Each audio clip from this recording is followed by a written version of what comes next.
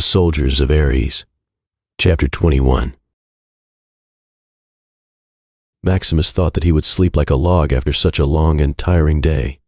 But within minutes after falling asleep, he opened his eyes again. There was darkness all around him. He felt like he was awake again, but he knew he was still asleep in his bed. And he was pretty sure it had something to do with the voice that came free with his sword. "Hello," he called out, "the voice that haunts my dreams. You there?" At first there was nothing. Then slowly the voice said, "Enjoying the visit at the Smith God's kingdom, I see." Maximus thought it was really annoying that he could only hear a voice. So when he talked to it, he never really knew where to look. All he could do was stare into the darkness. "Well, I actually didn't think I would be hearing from you so soon," Maximus said. "As did I, my child, but it seemed that fortune has smiled upon me, and because of this I require your assistance." Maximus nodded for the voice to go on. He was pretty sure it could see him somehow. "I told you in our last encounter that if you came across a form, any form of powerful energy, you were to absorb some of it. Do you remember that, child?" the voice said, and he nodded again. "As it turns out, there is one close by," the voice said. "You are aware of the powerful volcano Mount Etna near to the city. It has an immense energy from which I wish to borrow some." Maximus didn't like any of this, and he wondered what the voice was hoping to gain by gathering this energy. But he had given his word that he would help in exchange for the sword, and if nothing else, he was someone who kept his word. "All right then, so what do you want me to do?" Maximus asked. "It's quite simple. I merely require you to go to the volcano and dip your sword in the magma. The sword will do the rest," the voice said. Maximus wasn't sure the voice had thought the plan through. "But I thought the volcano was inactive now." "Not quite," the voice began. "The volcano still has all its power. The Smith God is actually using its energy to power his entire city with the help of his technology. A volcanic power station, if you will. Due to this, no magma gathers within the volcano's top anymore, and it appears to be inactive. But the magma is still flowing deep inside, and if my calculations are correct, you should be able to find passages that lead deep into the volcano that should let you come in contact with its magma. And do not worry, child. The passages should be safe enough for you to pass through without you dying." Those were not a couple of shoulds Maximus was happy about, but he still agreed to do it. "I'm not saying I'll do it first thing tomorrow, but I'll get it done before I leave Vulcan City," he said. "I understand and agree to your condition," the voice said. "I also feel as though you still do not trust me. I assure you that I do not wish to bring any harm to you or your companions. The ones I wish to harm are much more powerful." Maximus nodded his head again, but something about what he said last bothered him. It seemed the voice had a deep vengeance against someone. Maximus just hoped he didn't get caught in the crossfire. "Good. Then, child, do you wish to see what your enemies are plotting again?" the voice asked. Maximus realized that it was asking whether he would like to see a vision again, and he decided to take it. After all, any soldier would tell you intel on your enemies was always helpful. "Sure, if it's not too much trouble," Maximus said. The darkness began to fade away, and soon he was standing in the throne room of Ares, just like before. Lord Ares was on his throne staring at the door, but he noticed that there were no guards at the door now. Ares sat there with his face resting on one of his arms and a very impatient look on his face. He kept staring at the door as if expecting someone. A few minutes passed, and finally the doors opened and a man came in. And it was none other than Hermes, the messenger god. It was Hermes all right. There was no mistaking his wavy brown hair and bronze eyes. He walked in with the confident smirk that seemed to be always fixed on his face. But he did have a change of clothes, though. Instead of the jogger's outfit he was wearing the last time Maximus saw him, he was now wearing a tailor-made brown suit that matched his hair. Inside, he wore a white shirt with a brown tie with bronze lining, which really brought out his eyes. He looked like a famous television anchor or the CEO of a big company, both of which he actually was. He was also holding a golden scepter with him that had two snakes, one made of bronze and another made of silver, coiling around it. His shoes had wing designs on their sides, and Maximus was sure they would spring out again at their master's command. "Well, you sure took your sweet time. For the god of speed, you seem pretty slow today," Ares said. Hermes didn't seem too bothered by this insult. He merely smirked and said, "Unlike you, I have better things to do than sit around on a throne all day. A busy schedule can slow anyone down, even me." Ares was starting to get annoyed. He was clearly not used to people talking back to him, but he just gritted his teeth and said, "Well, the tracker you placed seemed to have stopped working, so now we have no idea where the escaped prisoner is." Well, they were bound to find the tracker sooner or later, and as for their location, there's no need to worry. "They're still with Hephaestus, and they seem to be stuck there for a while," Hermes said, twirling his scepter around playfully. "Well, we can't attack them while they're in the city, not without going against that crippled blacksmith. And his ammunition is quite important to my kingdom right now, Ares said. Hermes gave a small laugh and said, I think old Hephaestus is the least of your worries. The big guy wants to talk to you. Then Hermes clapped his hands together, and a huge monitor appeared, as if it had been summoned using a summoning crystal. The monitor was facing Ares, and from where Maximus was standing, he could only see its back. But whatever it was Ares saw on the monitor, he didn't seem happy to see it, and if Maximus wasn't mistaken, what he saw in Ares' face now was fear. My lord, Ares said. Shut up, you fool, a loud voice said from the monitor. It was so powerful that it literally made Maximus shiver a little, even though he wasn't even really there. I gave you one job, to bring the prisoner to me safely, and you failed me. It was a man's voice, but that was all Maximus could tell. And if it was someone who could talk like that to Ares, it was someone truly scary. My lord, we have the prisoner's location, and I have sent my champion after him. I have received word that he has joined up with the crew that was pursuing the prisoner, and he will not fail you. Just see that he does not for your sake, or it will be you I take in chains, the man in the monitor said, and with that the monitor disappeared again. Well, he did not seem happy, did he? Hermes said with a smile. Ares was gritting his teeth again. Do you know who it is that rescued the prisoner? Was it Athena's champion, perhaps? He asked. No, my sources tell me her champion is still in Athens overseeing the war, Hermes said. All I know about the rescue party is that it is led by a cloaked swordsman and a group of mercenaries he hired. Maximus wondered why Hermes was lying. He obviously knew it was Achilles, but he still chose to hide the fact that he was alive. Maximus was also somewhat surprised to be called a mercenary, but he felt it had a nice ring to it. Then suddenly he heard someone knocking at the door. At first he thought that someone was knocking at the doors to the throne room until he woke up abruptly and fell off his bed onto the floor. It took him a few seconds to realize that the knocking was coming from outside his own room. The Soldiers of Ares. Chapter 22. He got off the floor and checked out the window. There was still no sign of light outside. He wondered who was knocking at his door at this hour. He went to check and saw Achilles standing there. He was already in his armor, and, as always, his sword was with him. Get ready, he said. Maximus was still half asleep. He said, What time is it? 4:30, Achilles said. Your training starts at 5. Meet me on floor -27. There's a private gym there big enough for us to practice. Don't be late. He said this and went to the elevator. Maximus was used to getting up early while he was in the army. But this was ridiculous. Even in the army, you only had to get up at 6. But the sword training was his need, so he really did not have a voice to complain. He got ready fast, and soon he was out of his room with his sword, wearing his leather armor. Well, it couldn't exactly be called armor. Basically, it just consisted of a thick brown leather chest plate, a pair of leather gloves, his combat boots, and an arm guard he had made himself. It wasn't much, but it was all he could afford. He went over to the elevator and pressed the button for floor -27. Once he reached there, the gym wasn't hard to find, since it took up most of the floor. Maximus went inside to find Achilles already waiting for him. The gym itself was mostly empty. It had some basic training equipment like weights, dumbbells, and a treadmill on one side, and on the other wall were a bunch of basic melee weapons such as swords, spears, and hammers. There were also a few closets and a huge garage door on one side. Other than this, the room was empty, and all this open space was perfect for sword training. Shall we begin? Achilles asked, and Maximus nodded. Then put away your sword, Achilles said. Maximus was a bit confused. Don't I need my sword for the training? Not right now. First you start with basic exercise. You were in the army, you know the drill. Push-ups, sit-ups, the works, Achilles said. Maximus nodded. He hadn't done any of that since he left the army, but he was sure he could still manage it. He was about to remove his armor when Achilles said, Leave it on. It will help you to be used to their weight in a fight. Maximus nodded and began. After a few hours he realized that he was wrong. He was not nearly in the shape he was when he left the army, and he could just do half the number of push-ups as before. The extra weight of his leather wasn't helping. Achilles was training too, but he was doing all-out sword combos instead of exercise. Maximus couldn't help but admire the flow at which he used his blade. It was like an extension of his arm, and it moved precisely according to his will. His face showed complete focus, his eyes unwavering below the scar on his forehead. After another hour or so, Maximus was sweating and on the floor. He had no idea his stamina had taken such a beating. Between the lack of training and the inadequate amounts of food in the trenches, his body was nowhere near his old form. Achilles sheathed his blade and came over, and he was barely sweating. Maximus was still on the floor, and Achilles said, That's enough for now. We shall continue after breakfast.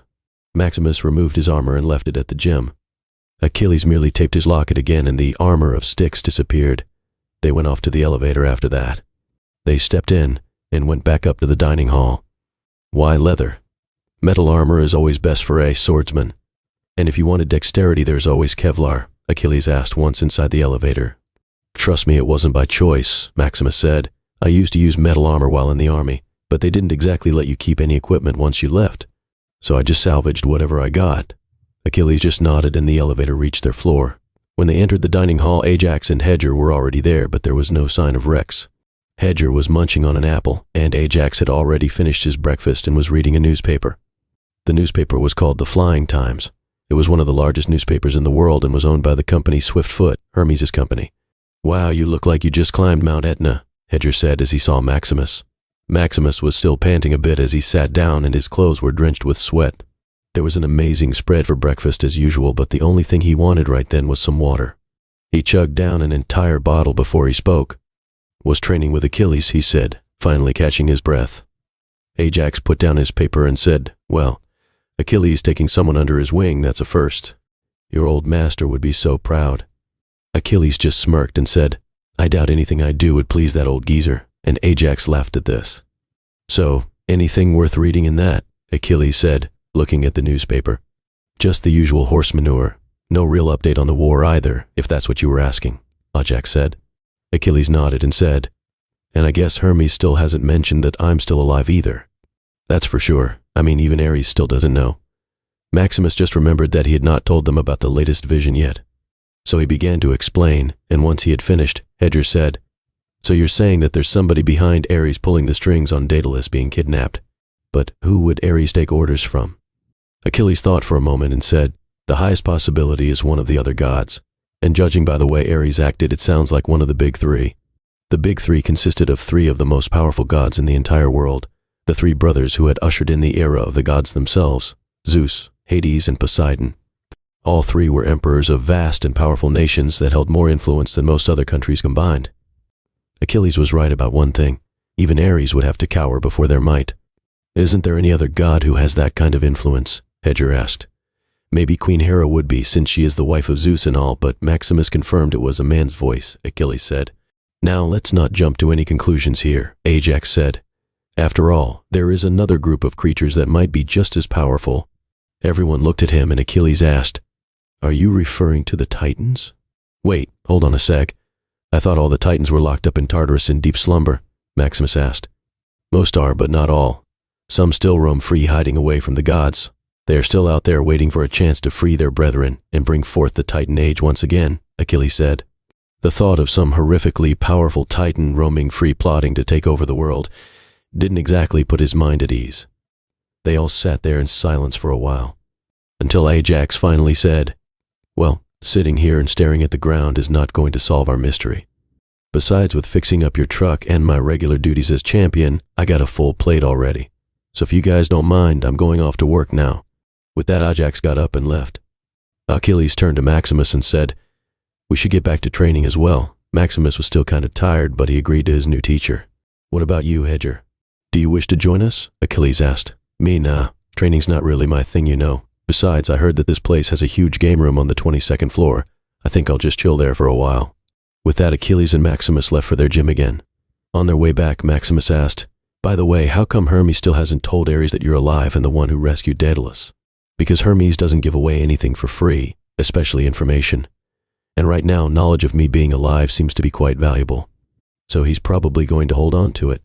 They had reached the gym again and Maximus went ahead to put his leather armor on again. Achilles went ahead and took a seat. He then took out his lighter, flicking it open and shut. All right, now draw your sword and show me what you got, he said. Maximus drew his sword and waited.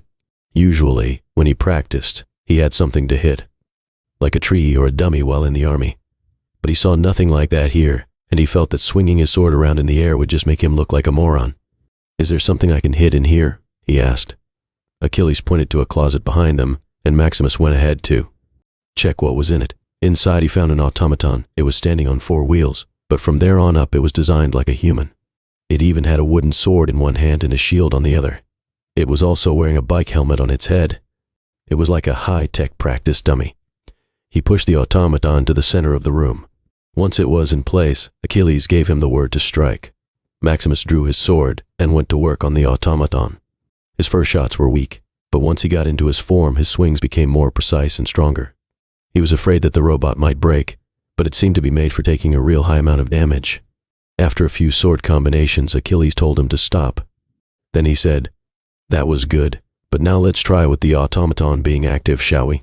He went up to the robot and pressed a button on its back. The eyes of the automaton lit up red, and it readied its sword and shield for a fight. Achilles then said, "Now this is a practice device, so it's used to taking a lot of damage, so don't worry about going all out. Also, these practice bots have 10 levels of difficulty. Now, 1 and 2 are too easy and all they really do is block. So I'm going to start you off with level 3. He then went ahead to return to his seat, leaving Maximus to fight against the automaton. It was much harder to hit something that hit back, and Maximus knew this well, but he still managed to fend off the attacks pretty well. This went on for a while, and Maximus didn't really have any trouble against the bot, though he was starting to get tired again, and the robot didn't seem to have that problem as it ran on batteries. Finally, it was lunchtime when they stopped, but they didn't go up to the dining hall for their food. Instead, Achilles had one of the butler bots bring a couple of burgers to their gym. "It seems I underestimated you. You're handling level 3 with no trouble."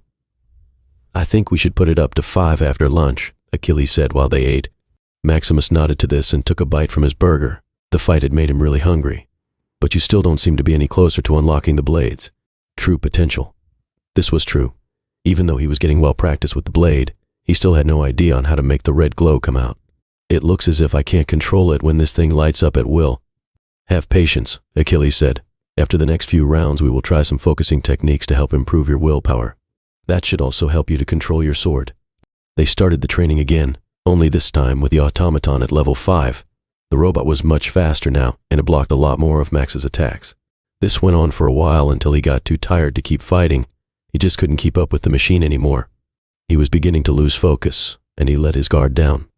The automaton nearly got a shot right on his head, but luckily Achilles stepped in and blocked it. He switched off the practice bot while Maximus sat on the ground exhausted. "You're focusing too much on your sword. Every move you make is based on it," Achilles said.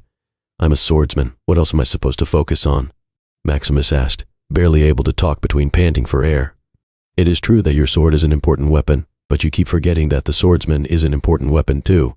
It is possible to win with a weaker sword against a more powerful one if you are the better swordsman." Maybe it was the lack of water in his system right then, but Maximus was not getting a word he was saying. Achilles must have figured this out because he then said, "Perhaps it would be better if I showed you." Achilles got up but left his sword on his seat. He then went ahead to pick up a wooden sword from the back wall. Maximus cleared the field to see his teacher in action. Achilles walked up to the practice bot and turned the level up to 10, the last level. He then switched it on, and its eyes began glowing red again. The practice bot was moving at a ridiculous speed now, and Maximus could barely keep up with it. He was sure that if he had been the one fighting the robot now, he would have been on the ground with a broken arm. But not Achilles. It was amazing how he was able to evade all of the bot's attacks and look so refined while doing it. "You see, I don't even need to use my sword now, as long as I'm able to use my body correctly," he said while still coolly avoiding the attacks. After a minute, Achilles stepped back somewhat and the automaton raised its sword for another attack. But the bot was too slow. With a swift strike with his wooden sword, Achilles made contact with its head. The head came straight off and rolled on the ground with its helmet broken and lying on the side. Well, at least Maximus had learned one thing today, and that was to never challenge Achilles to a sword fight, even if he was only going to use a broken twig as his weapon. "I think that's enough swordplay for today. Now let's try to get your focus in tune," Achilles said. They continued to a type of meditation, and Achilles kept talking about how he was supposed to visualize his energy blending with his sword. Maximus had no idea what he was talking about. He just sat there staring at the sword, waiting for something to happen, but nothing did. After a while, he began to feel stupid, but he wasn't complaining. At least he wasn't sweating it out with the practice bot anymore. Time passed, and finally Achilles said, "That's enough for today. We will continue with it tomorrow. Besides, it's almost time Daedalus got up again. We already missed him this morning, and I still haven't told him about your latest vision." They packed up their things and headed off to their rooms. Maximus took a shower, and it was only when the water hit him that he realized how much his muscles were aching. The Soldiers of Ares, Chapter 23. He got ready after that and went over to the dining hall again. Daedalus, Hedger, and Achilles were already there. "Ah, Max, my boy, I just heard the good news, training from the great Achilles himself. It is not something that many are offered," Daedalus said with a smile. Maximus took a seat beside him and he greeted the old inventor. "I was just telling him about your new vision to see if he had any idea who our mystery man is," Achilles said. Daedalus looked a bit grim now. The smile had left his face completely. "I am not sure who the man is, but I may have a clue on what he is after. And it has nothing to do with the war or Athens, I'm afraid." "If not intel, then what are they after?" Achilles asked. Daedalus shook his head and said, "I am afraid I cannot explain it out in the open like this. Let us leave the matter for when we reach Athens. I have a special room designed in my laboratory there, which is protected from all sorts of information leaks, whether they are magical or technology-based. I am afraid I can only discuss the matter there. This information is a bit too critical." Maximus wondered what could be so valuable that Daedalus would go to such drastic methods to just talk about it and have even gods running after it. But he knew there was no point asking now, and so they decided to drop the subject. They talked for a while after that, but then it was time for Daedalus to leave. Ajax joined them for dinner, but there was still no sign of Rex. Maximus wasn't too surprised by this, since fitting bionic limbs sometimes took nearly a month. And since they had only a week here, he was sure Hephaestus was not going to waste any time, but still Maximus wished he could at least visit him. But Hephaestus was very strict about letting people in his labs, and the only ones among them allowed to enter them were Ajax and Daedalus. Ajax joined them for dinner, which was extravagant as usual. He told them stories of him and Achilles during the war, and would have told them about all the women that had fallen for Achilles too if Achilles hadn't kicked him in the leg with his bionic one. "This guy really never knew how to take a compliment," Ajax said, rubbing his leg. They left for bed after that, and Maximus was really glad when he got to lie on his bed again after a very tiresome day. He slept off a bit disappointed that he would have to get up at 4:30 again the next morning. The next couple of days went in the same method. Maximus spent most of his time training, stopping only in between for food. They had visitors in the gym sometimes. Ajax came in once to tell them how the truck was coming along. He stayed for a while and gave a few pointers himself about weapon balance. Hedger visited often enough whenever he got bored of playing video games and stuffing himself with junk food. Even Daedalus came by once when he had his head screwed on, and he informed Maximus that Rex's bionic transplant was going well and nearing completion. Maximus still hadn't seen him in the last few days, and Daedalus had told him Rex wasn't even allowed to leave the lab. They had reached the end of their third day of training, and Maximus was doing the meditation thing again with no real progress. That's when he remembered that he still had to do the quest which the voice had given him. "Achilles, is it all right if I take tomorrow off?" he asked. Achilles narrowed his eyes and asked why. "Well, I just wanted to visit the city again," Maximus said. "What for?" Achilles asked. Maximus really hadn't thought this through, but he said, "It's just that I was saving up for a sword before, but now that I got this one, I thought maybe I could get some decent armor. You said it yourself, the one I have now is not exactly great." Achilles nodded and gave him permission. Maximus was not really planning to buy any armor, but it looked like he would have to now since he had already told Achilles. He just hoped he had enough time for all this after visiting the volcano. Maximus got up early the next morning as well, mainly because he wasn't sure how long everything would take, but also because he wanted to leave before Hedger woke up. The thing was, Hedger might want to come along with him to the city, and if that happened, then he would have to explain why he was going towards the volcano, and that explanation would have to be a lie. He really didn't want to lie to his friends more than he had to. He went out in full battle gear and decided to grab something quick for breakfast. When he went into the dining hall, he saw that Achilles was already sitting there drinking coffee. "Well, you're up early. I thought you would sleep in considering it was your day off. I guess I just got used to waking up early again, so I decided to get an early start on things. What about you?" Maximus said. Achilles sipped his coffee. "I'm just heading to practice as usual. By the way, why do you have your armor on? I thought you were just going shopping," he said, sounding a bit suspicious. "Oh, I just thought I would take it along. You know, maybe get a discount or something if I could exchange it for the new armor," Maximus said, thinking quickly. He didn't stay for long after that. He just grabbed a sandwich and left before Achilles could ask any more questions. Maximus took the elevator to the lobby in the bottommost level. The lobby was much less crowded now than when he had come before. Understandable, as most people were still getting up. He went outside, and the artificial sunlight was just beginning to shine lightly. He went ahead to look for a way to get near to the volcano and found out that there was a bus to the Colossus site. But it wasn't for another hour. He decided to maybe look around the shops in the meantime, but most of them weren't even open. So he started walking down the street eating his sandwich. The streets were mostly empty, except for a few stray pedestrians here and there. He was walking along minding his own business, when suddenly someone ran by him and snatched his money pouch from his belt. At first he thought it was a little kid, but then he realized it was a goblin. Maximus yelled at him to stop, but like all thieves he just kept running. Maximus decided to chase after him and ran behind him for a while. Then the goblin took a right into an alley. The alley was a dead end, and he knew he had the goblin cornered. That's when someone hit him hard on the head from behind, and Maximus fell to the floor unconscious. The Soldiers of Ares. Chapter 24. When he awoke again, his face was wet. Someone had splashed water on his face. No, it wasn't water, it smelled different. It was beer. Maximus slowly opened his eyes to find himself in a tavern.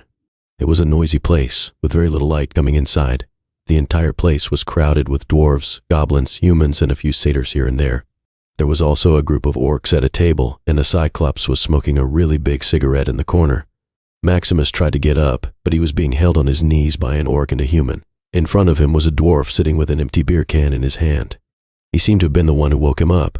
Maximus realized that it was the same dwarf that he had met the other day, Monroe or something, Ajax had called him. Well, it was a stupid move of yours to come to these streets again with what you did, kid, and even dumber to come here alone, Monroe said with an evil grin on his face. But I guess it was fate that this sword should come to my hands again. He realized that his blade was sitting beside Monroe. Maximus was pretty angry now, but there was no way to get his sword.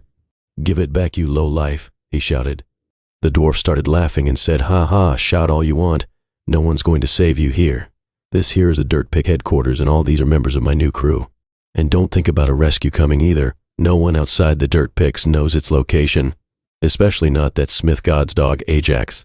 Maximus knew he was in deep trouble now, and he couldn't really see a way out.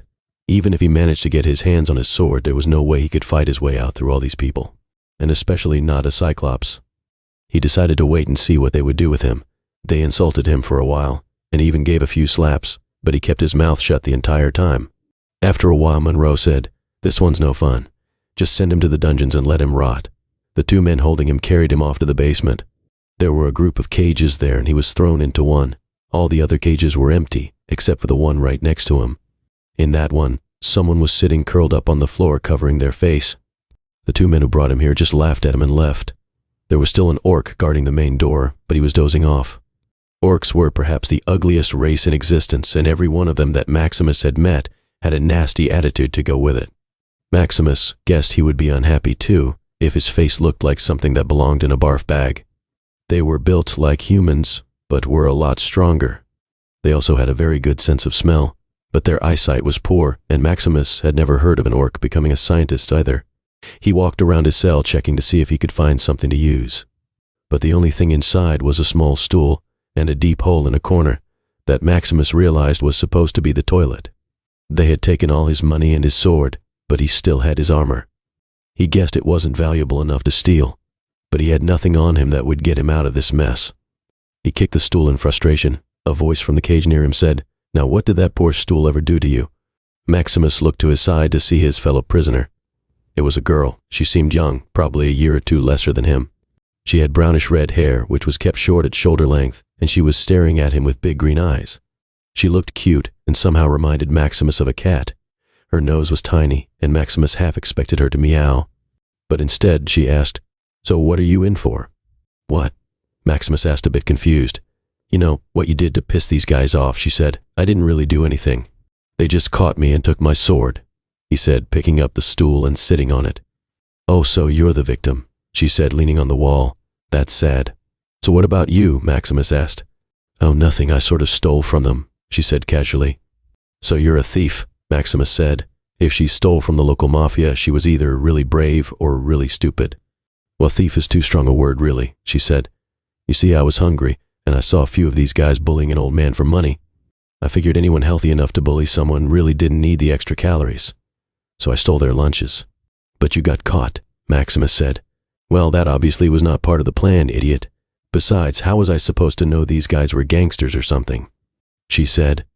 They sat there in silence after that, and Maximus was still irritated at the situation he was in. So you got a name, Mr. Moody?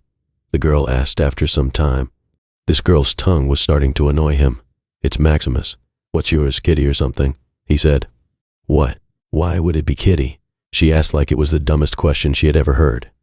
Obviously, she has never seen a mirror in her life, Maximus thought to himself. It's Mia, by the way, she said. Did you just meow? Maximus asked. Mia rolled her eyes. What, are you obsessed with cats? I said Mia, M-I-A, Mia, she said, spelling it out for him. It's short enough for even you to remember. Okay, it was official. This girl was annoying him. Well, I am so happy to meet you, he said sarcastically and went ahead to brood on his stool. About an hour passed with no real change. The orc guarding them woke up once, but it went back to drooling in its sleep within minutes. Soon Max's frustration was replaced by boredom, so he tried to start a conversation with the girl again. He noticed that she was wearing a cloak with a hood, kind of like the one Achilles wore, only this one was brown instead of black. And it was way more tattered underneath that she wore knee-length jeans and a top with full sleeves. He thought it was an odd choice to wear full sleeves in this heat. So what's with the hood? He asked. It's not a fashion statement, you idiot. We're in a desert. Covering your head is just common sense, she shot back. Maximus sighed and began to say, Look, maybe we got off on the wrong foot. But just then a dwarf ran into the room and woke the orc. He seemed tense, and soon the two of them went up the stairs, leaving the two prisoners alone. What was that all about? Maximus asked. I'll tell you what it was. My chance to get out of here, Mia said. She pulled out a set of pins from her jeans and went ahead to pick her lock. The lock opened within a minute. She opened her cage door and stepped out. Then she turned to Maximus and said, Well, it was a pleasure meeting you, Max. And I really do hope you will get out of here somehow. Anyway, I'm leaving, so bye. She gave him a wave and started walking towards the door. Wait, aren't you going to let me out? Maximus asked worriedly. Mia put her hands behind her back and turned to face Maximus again. Then, with a mischievous smile, she asked, And if I do that, what's in it for me? You want to get paid for helping me? Maximus asked in disbelief. Very good, Maxie, you figured that one out all by yourself. Maybe you're not as dumb as you look, she said. But they already stole all my money, he said. Well, that's too bad, but unless you offer something up, I'm not letting you out of that cage, she said, putting out her tongue. Maximus couldn't believe how she could be so greedy. Listen, I'm traveling to Athens with my friends. I'm sure one of them could. Maximus began to say, but Mia cut him off and asked, Wait, did you just say you were going to Athens? Maximus nodded. But you can't just go to Athens. You need a visa and permission to go there, and the borders are impossible to sneak past, she said, narrowing her eyes. Maximus didn't know any of this, but he said, Let's just say I got a few influential friends there. You're lying, she said. Why would I lie about this? He shot back. Mia closed her eyes to think for a second. When she opened them again, she said, All right, I'll let you out on one condition. Take me with you to Athens. Excuse me? Maximus said. You heard me. I want to join you to Athens and you have to get me inside. Otherwise you can just rot here in your cage, she said. Maximus thought about what she was asking and it didn't make much sense. Why do you want to go there anyway? He asked. Mia crossed her arms and said, That's really not any of your business. Just say if you want the deal or not. Maximus didn't have a lot of time here. The guards could be back at any minute. All right then, Maximus finally said. Really? Mia said. You won't change your mind once I let you out, right? Hey, I'm a soldier, or at least I used to be, and I don't go back on my word, Maximus said as if that was final. She seemed convinced because she started to pick the lock to his cage, and soon enough he was out too. Now what? Mia asked. Well, we try to sneak out of here, Maximus said. Once we're out, I'll come back with my friends to get my sword back. Sounds like a plan, but let's get out here first, Mia said. Also try to find a weapon of some sort just in case. Maximus already had that covered. He pulled out his army knife from his left boot. Luckily, the kidnappers hadn't found it when they took his sword. Wow, I feel much safer now. What are you planning to do, scratch their backs with that? Mia said sarcastically. Maximus just scowled at her and said, Just shut up and follow me. They headed out the door and up the stairs as quietly as possible. Soon they were at the door, into the tavern, but there was a path to its side, and if they were lucky it would lead outside. But as they got near to the tavern door, he stopped and said, Do you hear something? No, Mia said. Exactly, there's no sound coming from the tavern at all, Maximus said. So what? Mia asked impatiently. So the place was pretty noisy when I came in an hour ago, he said. Maybe everyone has left. Maximus opened the door slowly to see what was going on. But when he saw what was inside, he wished he hadn't. The Soldiers of Ares. Chapter 25. There was blood everywhere. The walls were literally painted with it, and the floor was littered with bodies. Freshly killed corpses of humans, satyrs, orcs, goblins, and dwarves lay all around the room. Even the Cyclops he had seen before was lying dead in a corner, its chest ripped open and covered in blood. He spotted the orc that was guarding them dead on the floor too. And right next to him, with a blank expression on his face, was the corpse of Monroe the dwarf. And standing in the middle of the room, surrounded by all this madness, was a man. He stood at about 6 feet tall, and he was dressed in full black. Not even a single part of his skin could be seen. Even his hands were covered in black gloves. He wore a long black trench coat with a hood. The trench coat was buttoned, and the hood covered his head. And underneath his hood was a skull. Maximus realized that it wasn't an actual skull, but a helmet covering his entire face designed to look like one. Also, he had a gauntlet on his right hand, which was fitted with a long, sharp scythe blade, and he just stood there, surrounded by all those corpses, looking like a modern-day Grim Reaper. Mia peeked through the door as well to see what Maximus was staring at, but when she saw the sight, she began to scream, and Maximus had to put his hand over her mouth to make it stop. But it was too late. The man in black had already heard them. He turned to the door and said, "Come out." His voice alone was deep and cold. It was enough to send a chill down Max's spine. Also, it was clear from his tone it was an order which they had no choice but to follow. They stepped outside slowly. Maximus held his knife ready, but he was sure that if it came to a fight, they would probably join the Darwin Mafia. Mia was hiding behind him, trying her best to go unnoticed. The man in black looked at them. His skull-shaped helmet was fully white, and the eye sockets were covered by black visors. He walked up to them, and in his cold voice said, "Are you one of them?" Maximus realized that he was asking to see if they were part of the Dirt Pick gang. No, we're not. We were being held captive here, and..." Maximus began to say, but the man in black raised his hand to silence him. "A simple no would suffice," he said. "I can tell when someone lies to me." With that, he turned around and walked out the door without another word. The two of them still hadn't moved an inch. They just stood there frozen, as if even the slightest movements would summon him back inside. Finally, Maximus went ahead to check if he had left, and when he checked the street, there was no sign of him. It was as if the man in black had disappeared. "What in the name of Tartarus was that all about?" Mia asked. "I don't know, but the Dirt Picks seem to have pissed off the wrong people," Maximus said. He remembered Ajax saying that if the Dirt Picks kept expanding, then the authorities were the least of their worries. He wondered if this was what he meant. "Let's just get out of here. I really don't want to stand here in this slaughterhouse a moment more than I have to," Mia said. "Wait, I still don't have my sword," Maximus said. Mia nodded. "Yeah, my bags are with these dead guys too. Come on, I know where the storage room is." "And how do you know that?" Maximus asked. "I may have been here before scouting for some work, but they threw me out though when they caught me snooping around," she said like it was no big deal. Maximus reminded himself that her life was not his problem and followed her into the storage room. His money pouch was there, and so was Mia's bag, but still no sign of his sword.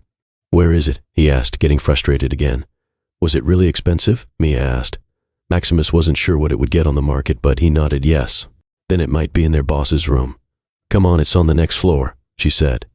Before they left, she picked up the remaining money pouches and stuffed them into her bag. "What are you doing? Those aren't yours," Maximus asked. She frowned at him and said, "Yeah, well, dead guys don't need pocket money. But I do, okay? So stop acting all high and mighty and just keep walking." They went up to the next floor and saw the dead body of a minotaur lying in front of the boss's room. He seemed to have been standing guard before his chest got slashed open. They went inside to see a dwarf sitting on a big chair inside. He was wearing expensive-looking clothes, too. Maximus guessed that he was the Dirt Pick's boss. And like all the other members of his gang, he was dead. "Hey, I know this guy. His name is Roscoe or something, and he was the leader of the entire Dirt Pick crew. It looks like the guy in black is taking out the entire organization," Mia said. The sword was also there, like she guessed. They took it and left the tavern fast as they could, and soon enough they had returned to the main market street. It was almost noon now, and the streets were busy again. No one even gave a second look at the two of them. They stopped at a small fresh juice stand to get something to drink. "So what do we do now?" Mia asked. "Shouldn't we tell the authorities about what happened in there?" Maximus nodded and said, "Don't worry about that. I'm planning to tell exactly what happened once I get back to the castle. But I got an errand I need to finish first." "What do you mean when you get back to the castle?" she asked. "That's where I'm staying," he answered. Mia's eyes widened when she heard this. "But you have to be like a guest of the king for that." "Well, I did meet the king once, but I guess we're more like the guest of his champion Ajax," he said, a bit pleased that she was impressed. She had her mouth open in amazement for a few seconds, then she asked, "Seriously, who the heck are you?" and he just smirked at her. They finished their drinks and started walking again. "So, as I was saying, there's something I have to do. So why don't you go home while I go get that done?" Maximus said. "Nice try, but I'm not letting you out of my sight. You may be the only chance I ever get for entering Athens, and I am not about to let that slip," she said. "Besides, I'm a traveler, and everything I own is already in my bag. I usually just crash wherever I get a place to sleep." "So, you're a hobo," Maximus said. She punched him on the shoulder for this. Her fist was tiny, but it still hurt a bit. "I am not a hobo. I just move around a lot, okay?" she huffed. Maximus realized that there was no arguing with her. "All right, you can come along, but you can't mention this to anyone, even not to anyone back in the castle," he said. "Why is that?" she asked curiously. "I don't really think it's any of your business," Maximus said, repeating her exact words from before. They walked over to the bus stop and waited. "Where are we going?" she asked. "To the Colossus," he said. "Your big secret is that you're going sightseeing?" she said, holding back a laugh. Maximus scowled at her and said, "No, I just need to find something near there." "Well then, maybe I can help. I did spend a lot of time up in Mount Etna when I first got to the city," she said. Maybe bringing her along would be useful after all. "Okay, do you know any caves near there that go deeper into the volcano? And I'm talking about where you can literally see the lava deep," he asked. Mia thought for a while and then she said, "Well, there is one, but I've never been inside it. And it's a bit far away from the Colossus statue. Actually, it's a pretty remote area and people rarely go there." "That's all fine, but can you get me there?" Maximus asked, and she nodded. The bus they were waiting for came after a few minutes. They boarded it and traveled for about half an hour. They got off at the stop before the Colossus since Mia said the cave was closer from there. The desert sun was scorching above them as they started walking towards the cave. The walk was long and tiring, and their throats were parched by the time they got to it. When they got to the cave entrance, Mia said, "Well, this is it. But don't think it will be any cooler inside. It's a volcano, remember, and it will only get hotter the deeper you go." Maximus nodded, and together they began to venture into the cave. It was dark inside, but luckily Mia had a flashlight in her bag. They walked through the cave, trying not to trip on any rocks. Mia was right. The deeper they went, the hotter it got, but there was still no sign of any magma yet. They kept walking until they began to see a glow coming from the end of the tunnel. As they reached it, they found themselves in a big clearing within the cave. It was like a huge dome within the volcano, and in the middle of the dome was a lake of magma. "Well, there you have it, all the lava you want. Now can we get out of here before I catch on fire?" "Hold on, I didn't come here for the view. You know there's something I have to do," he said, and he climbed down. Mia decided to take a break and sit at the mouth of the tunnel. Maximus began to walk towards the lake with his sword drawn. If he understood what the voice had told him, he had to dip the sword in the lava and wait for something to happen. He was almost at the lava lake when he passed a peculiar-looking rock. It was a pretty big and wide-looking rock, but what was weird about it was a noise that was coming from it, kind of like a hissing sound. He went to check what it was and put his hand on it. To his surprise, he felt some sort of movement. "Hey, Mia, you gotta check this out. There's something odd about this rock," he said. He turned back to look at her and was surprised to see her face was white as marble with fear. "Max, I don't think that's a rock. Look up fast," she said. Maximus was confused, but he looked up anyway, and what he found was a giant snake's head coming out of the rock with its eyes fixed right at him. The Soldiers of Ares, Chapter 26. Okay, so maybe thinking it was a rock was kind of stupid, he thought to himself, as a giant snake stared at him, confused. He guessed that it was not used to food approaching it and waking it up, practically asking to get eaten. It was kind of like home delivery. "No sudden movements," Mia whispered from behind an actual rock. Easy for her to say. There wasn't a giant rock-hard serpent with what seemed to be hot lava coming from its mouth instead of saliva. Maximus tried to stay as still as he could, but the snake on the other hand had different plans. It struck where Maximus had been a second before, and he would have stood there if he hadn't followed his instincts and run like a racehorse. He ran straight to where Mia was hiding and she shouted, "Why the heck are you running to me?" The snake began to follow.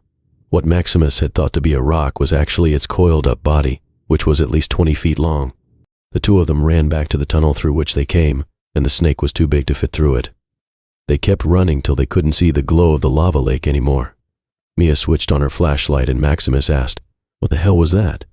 Mia sat down on the floor and said, "Well, I didn't have time to ask its name, but I'm pretty sure it was a basilisk."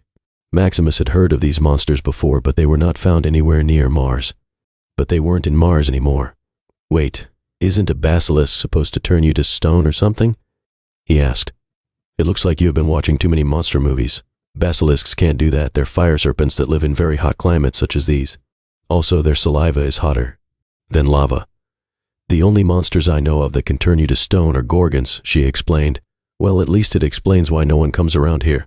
"So, are there any other caves with magma around here?" he asked. "What?" Mia shouted. "You nearly got eaten by a basilisk and you're worried about finding magma." Maximus didn't have time to respond because suddenly the cave started rumbling. Then the ceiling erupted and the basilisk put its head out from the hole in front of them. Then it did something even more unexpected. It started breathing fire. They ran all the way back to the lava lake, since it was the only way to run.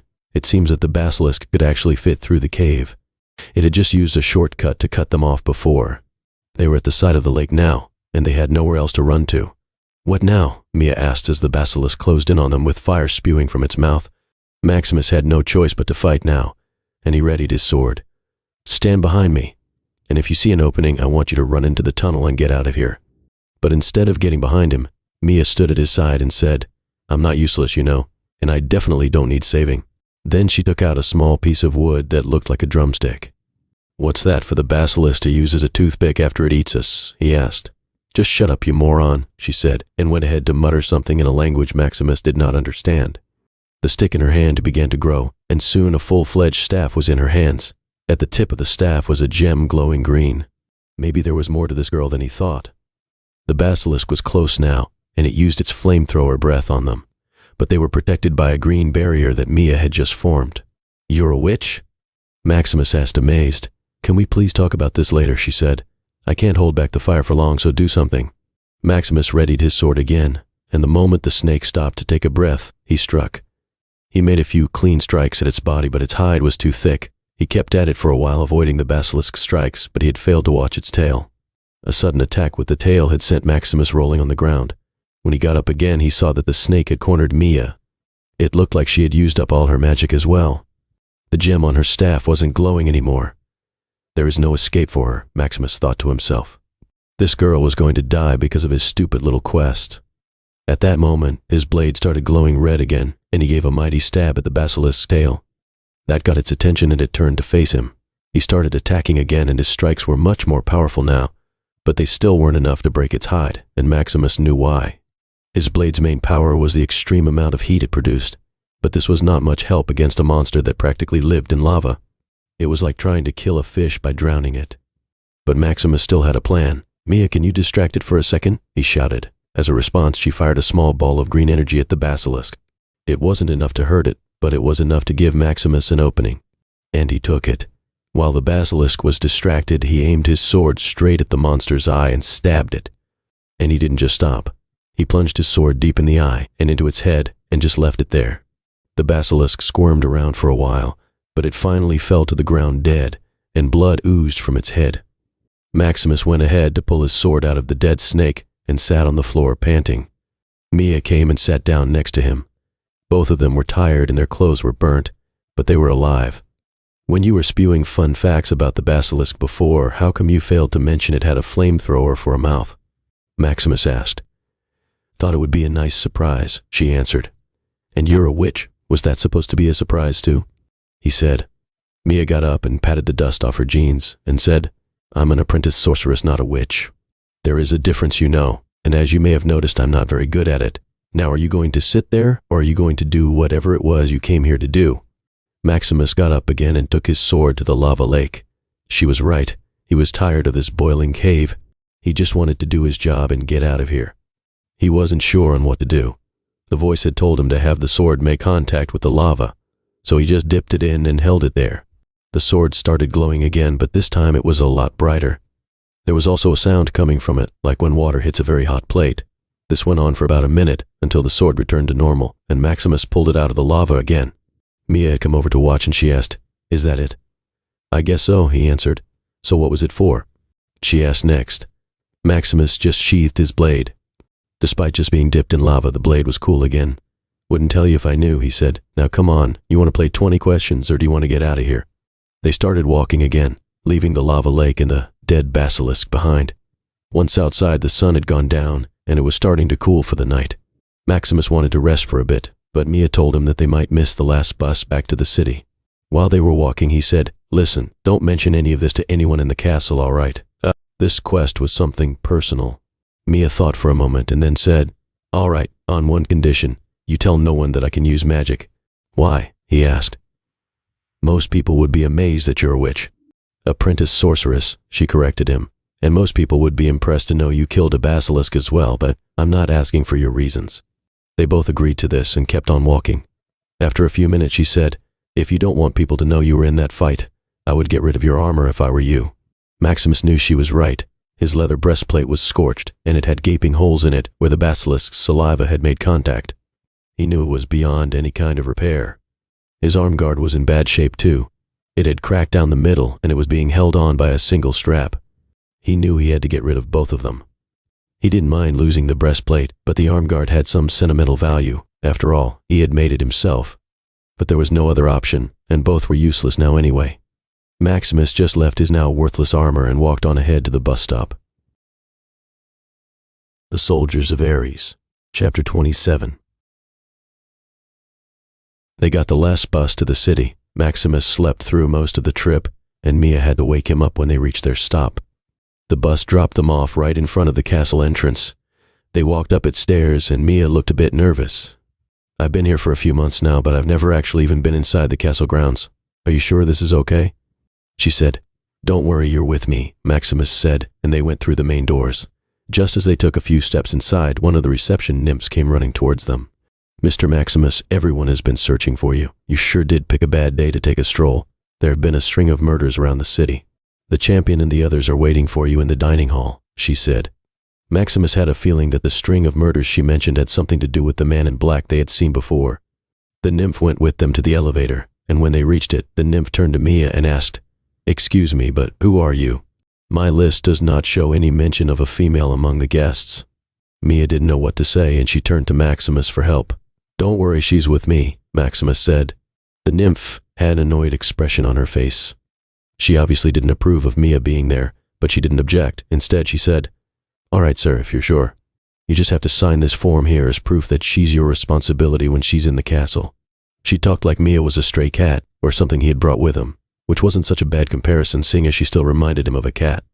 The nymph handed him a form and a pen. Maximus just stared at the form for a while. "What's wrong? You're not planning to just leave me here, are you?" Mia asked. "No, it's not that. It's just that I have never signed anything before," he said, a little embarrassed. The truth was, he never had the need to. In the army, they only used fingerprint scans. And what was he supposed to sign in the trenches? "By the Olympian gods, you do know to read and write, don't you?" Mia asked. "Of course I do," he said.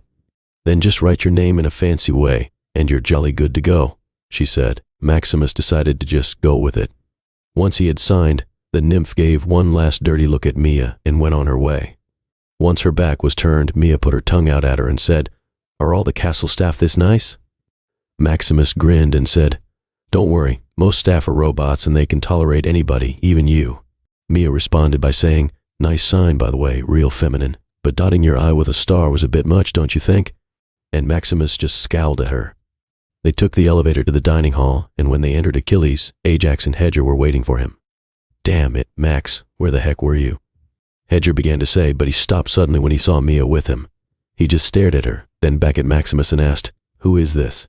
Maybe I should have thought this through, Maximus thought. He turned to Mia and said, "Maybe you should wait outside while I clear things out." But she was clearly trembling. In a whisper, she told him, "That's the champion, Ajax." Maximus turned to the others and said, "Excuse me," with the best smile he could. Then before any of the others could stop him, he dragged her out. Once outside, she said, "That was really Ajax. I got to say I didn't believe you at first, but there's no arguing now." The other guy with the scar above his eye looked kind of familiar too. "Yeah, you probably heard of him. His name is Achilles," he said, and her eyes widened. But before she could say anything, he said, "Look, yeah, I know it's amazing to see two heroes from the Trojan War, and it doesn't stop there. There's also Daedalus and Hephaestus here as well, and you might run into them too. But please don't lose your cool. Now, I'm going to go back inside and tell them what's going on. You wait here till I come and call you. Understand?" Mia didn't say anything, but she nodded in agreement.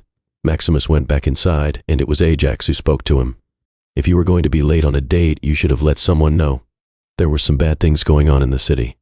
"Yeah, I heard, but she's not my date," Maximus said. "Okay, then who is she?" Hedger asked. Maximus did not know what to say, so he just blurted out the first thing that came to his mind. "She's going to be joining us to Athens." The three of them just looked at him. "Do you know this girl from somewhere?" Ajax asked. Maximus shook his head to answer no. "Wow, so you met a girl and convinced her to run away with you to another city. You might be better with women than you were, Achilles," Ajax said. Achilles still hadn't uttered a single word, and this worried Maximus a little.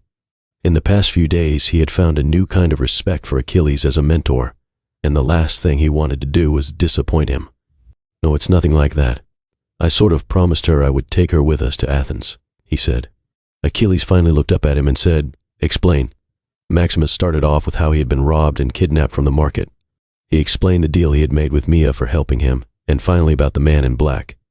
It was the truth until this point. Then he said that they were hiding for the rest of the time in case the man in black came back. His story was followed by silence. Finally, Ajax asked, "Was the name of the tavern the Dirty Dishes?"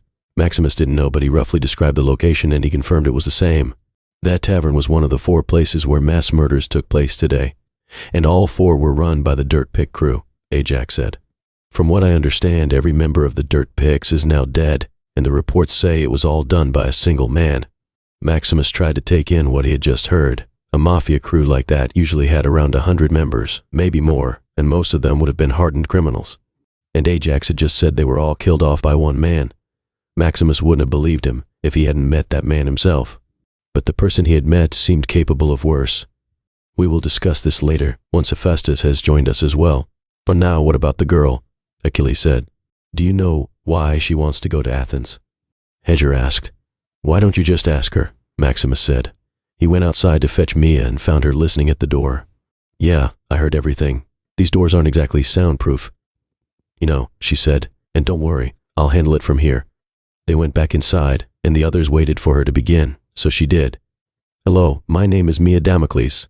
I'm from a small village in the country of Bacchus. I'm a traveler, and it was always a dream of mine to visit Athens. But it's nearly impossible to get in there without the proper paperwork. So when Max let it slip, he could get me inside. I made a deal with him. I hope that's all right." The entire dialogue seemed a bit reversed to Maximus, but it did get to the point. Achilles was not convinced, though. There's a reason it's hard to get into Athens. They're at war, and we can't just bring someone along. For all we know, you could be a spy. He was so cold when he said this that Mia was almost about to cry. But luckily, Ajax stepped in. "Come on, Achilles, ease up a bit. She's just a little girl." Then he turned to Mia and said, "I'm sorry, but he's right. Athens is on high alert right now, so you can't go there. And look, it's pretty late now, so why don't you spend the night in one of our guest rooms and you can leave in the morning. And I'm sure we can get you something else for helping out Max." Ajax then called a butler bot to show her to a room, but Mia did not move. Instead, she looked down at the floor and said, "There is one other reason I want to go to Athens." She pulled up the left sleeve of her shirt and revealed a mark to them. At first, Maximus thought it was a tattoo, but then he realized the mark was burned into her skin, like how cattle were branded on farms using heated iron. The symbol was of a candle with thorny vines growing on it, and the fire on the tip of the candle formed the letter C. Maximus had no idea what the symbol meant, but the looks on Achilles and Ajax told him they did. Mia, on the other hand, was staring at the ground, trying not to make contact with anyone's eyes. She looked like she was really embarrassed about something and about to cry. After a few seconds, she covered up the symbol as quickly as she could. "Isn't that?" Ajax began to say, but Achilles raised his hand to silence him. Mia still hadn't looked up from the ground, and it didn't look like she was planning to. But Achilles said, "All right, you can come with us." Maximus expected her to jump with joy on hearing this, but she merely nodded with her eyes still facing the ground. "Why don't you go and rest in your room for now? We can talk more in the morning," Achilles said more gently now. Mia nodded again and followed the butler bot out of the hall. "Now what was all that about?" Hedger asked, just as confused as Maximus. "And what's with the mark?" "If you don't know, I think it's better that you don't find out. Besides, it's not our place to say anything. It's her story to tell," Ajax said. "Besides, we have a more pressing matter at hand and the boss should be here in a minute." Maximus decided to leave Mia and her mark in the back of his mind for now. Ajax was right. The murderer was more important at the moment. Hephaestus joined them after a while, and he came rolling in on his wheels again. But the sharp look from Ajax gave him the hint, and he switched to his bionic feet. "This better be good. I was just about to fit the Minotaur with an electronic eye socket when you interrupted me," he said. "How is Rex anyway?" Maximus asked. The smith god's face lit up with a smile on this inquiry. "Oh, he's coming along nicely. You'll all see the finished product soon enough. Everything is right on schedule, or was until you people interrupted me," he said. "Well, I'm happy your new project is going well, boss, but you have duties as the king as well. And right now the city is facing some difficulty," Ajax said. Then he continued to explain the killings done by the man in black. Maximus chipped in and said what he had seen as well. Hephaestus listened to all this silently in his seat. After they were done, he asked, "So, all the people who were killed were dirt pigs, in other words, criminals?" Ajax said yes to this. "And none of the civilians or our own soldiers came to be harmed, correct?" Hephaestus said, and Ajax nodded to this also. "Then what's the problem? Give the guy a medal for all I care. He seems to have done the city a favor," Hephaestus said, and he sounded serious. "I don't think it's that simple," Ajax said. "No, actually it is," the smith god began. "What has happened here has nothing to do with us. It was a turf war between two groups. And this is precisely what happens when a puny group like this Darwin Mafia tries to go up against the real underworld. So I choose not to interfere." "So you're going to sit by and do nothing?" Maximus asked. Hephaestus looked at him a bit annoyed. "Would you rather have me start a war with the underworld mafia? Because I can tell you right now that is not a war we can win." Maximus was confused now. Hephaestus was talking like the entire underworld was all part of one huge mafia organization. Maximus asked him this, and the smith god said, "That is exactly what it is. Listen, kid, I've been around for a long time, and I'm talking centuries, and I've seen quite a few things. So let me tell you a little secret. The members of the mafia in different countries are all interconnected. And the strongest mafia families in every single country ruled by a god or anyone else actually belong to the same organization and report to the same man, the Don. And it is this organization which I call the underworld."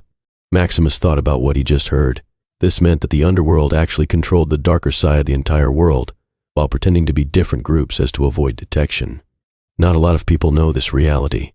The person who took care of all the dirt pics is probably a high-ranking member of the underworld, Hephaestus said. "Judging by the power and skill of this guy, I wouldn't be surprised if he was a capo," Achilles added. "What's a capo?" Hedger asked. "Capo is short for capo regime. It's a rank within the underworld mafia given to only the most loyal and powerful of their soldiers. Think of them as the mafia generals," Ajax said. "It's a very high rank within the organization, and they only have to answer to the Don. They say that the capo regimes of the underworld are as powerful as the Olympian gods themselves, including me," Hephaestus said.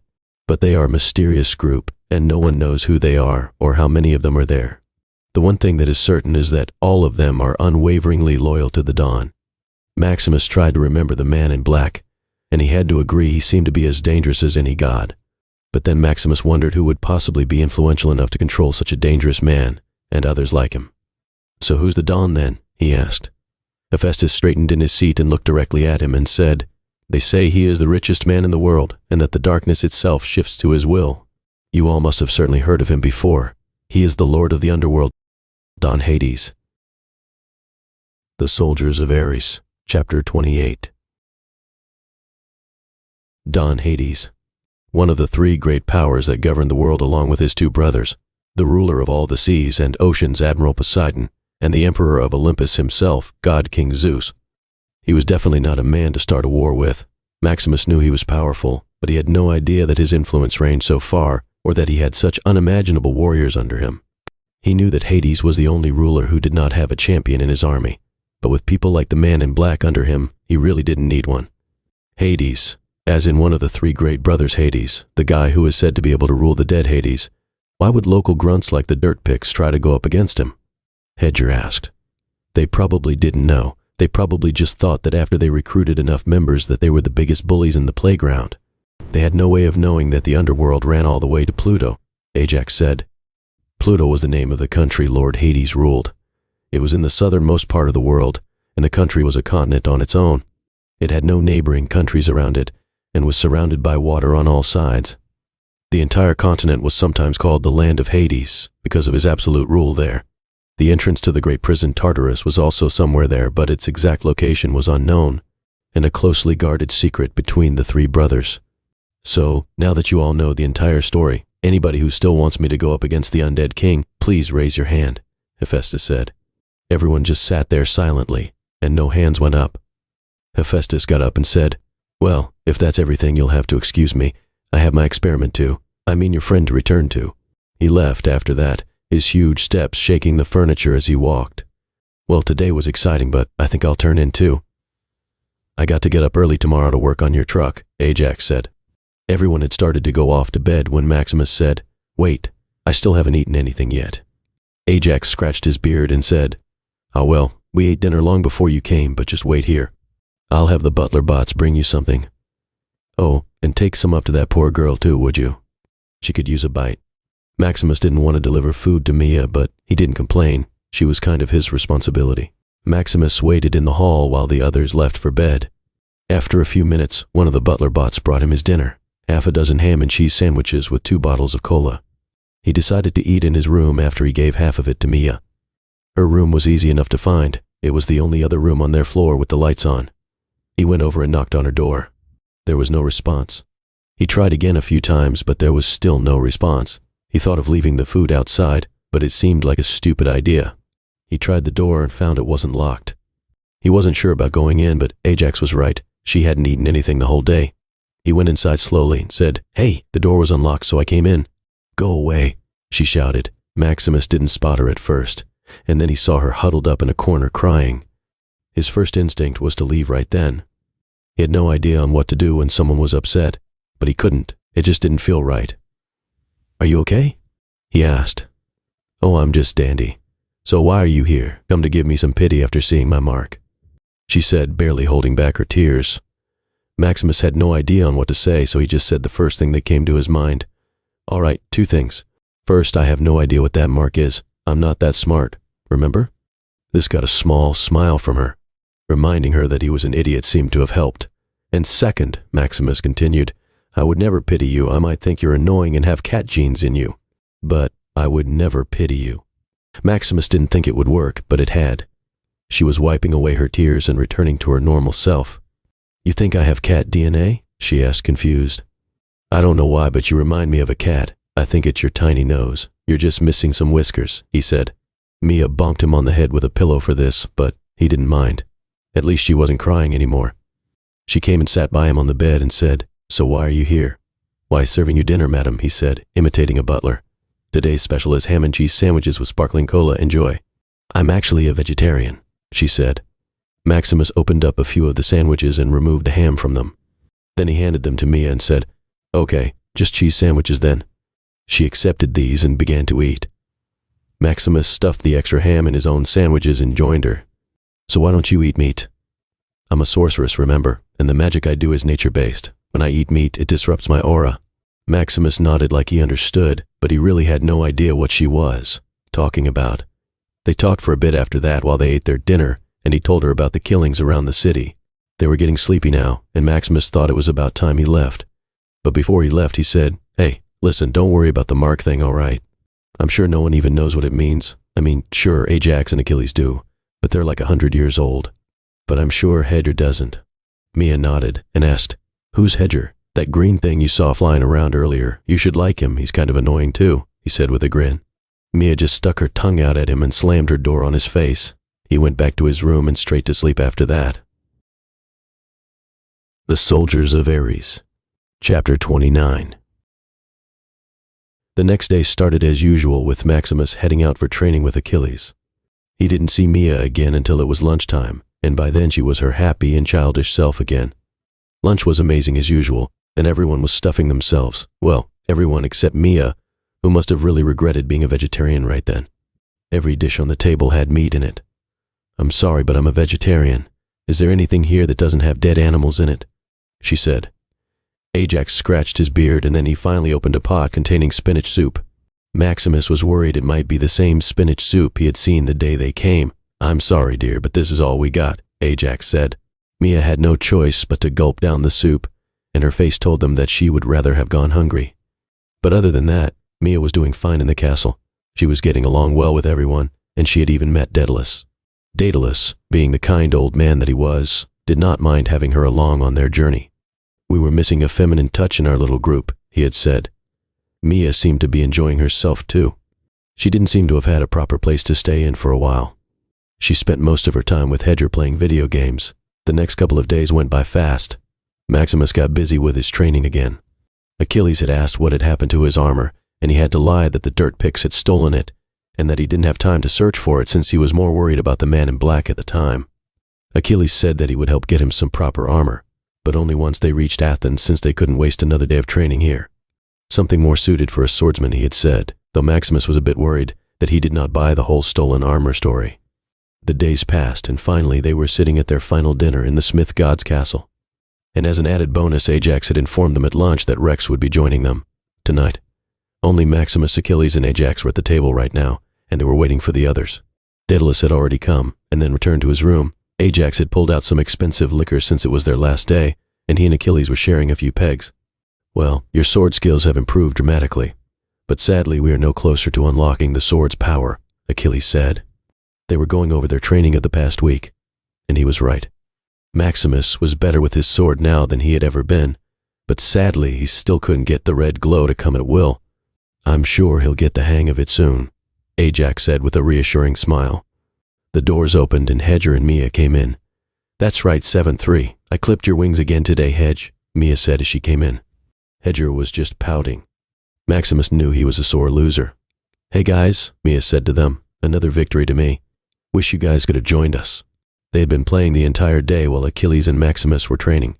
Ajax was busy adding the final touches to the truck, but Maximus had to agree it would have been interesting to watch Achilles and Ajax play video games. Dinner began, and there were extra servings of great food. Maximus chomped down like there was no tomorrow, since he had no idea when they would get such an extravagant meal again. There were even a few special vegetarian dishes for Mia to enjoy. They were halfway through their dinner when Hephaestus entered the room. There was a grin on his face and excitement in his eyes. Good you're all here except Daedalus, but he's already seen my latest creation, he said. Then he turned to his butler bots and said, drum roll please. The robots started to play an audio track. Hephaestus turned to the door and said, presenting my first ever cyborg minotaur Rex.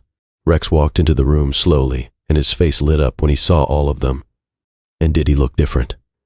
The first thing that Maximus noticed was the arm.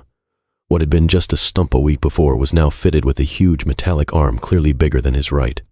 The bionic arm seemed to be really high-tech, and Maximus even spotted some gears and pistons on it. It ended with a kind of claw that had 3 fingers and a thumb. Rex seemed to be able to move them freely. Next was his eye. Before it was always held closed with a huge scar running over it.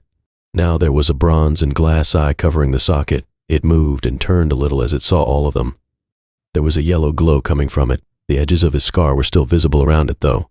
Finally, his damaged horn seemed to have been replaced by a shiny new metal one, the same size and shape of the other one. In all, he looked like a real force to be reckoned with, even more than a regular minotaur. So fellas, what do you think? Rex asked. That you look like something born when a cow marries a refrigerator, Hedger said. Rex went over and bonked him on the head with his new arm for this, but Hedger was still laughing.